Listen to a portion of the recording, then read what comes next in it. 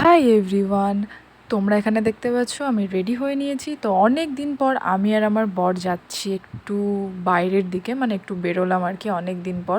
তো আমি আমার বরকে বললাম কি রে একটু আয় ক্যামেরার সামনে, তো ও আসতেই চায় না, ও লজ্জা পায়। তো এখানে দেখালাম ওকে, তাও লজ্জা পাচ্ছে, মুখ ঢাকছে সেই জন্য। তো যাই হোক, এখানে দেখতে পেলে আমরা বেরিয়ে পড়েছি। আর তারপরে আমরা চলে এসেছি রেস্টুরেন্টে। তো এখানে আমরা অর্ডার করে নিয়েছিলাম মোমো, ছোলে ভাটুরে, এক চিকেন চাউমিন আর লস্যি।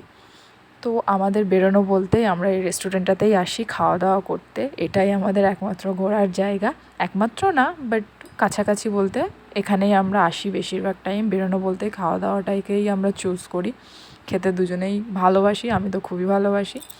তো যাই হোক, তো সেই জন্য চলে আসলাম খাওয়া দাওয়া করতে, অনেকটা দিন পরেই আসলাম। তো এখানে এই কটা জিনিস আমরা অর্ডার করে নিয়েছিলাম। আর মোমোটা তো ম্যান্ডেটারি, মোমোটা থাকবেই। আগে আমি মোমো খেতাম না, বাট এখন আমি মোমো খাই, খুবই ভালো লাগে। আর আমার বড় খেতো না, ও শিখে গেছে আমার কাছ থেকে খাওয়া এখন।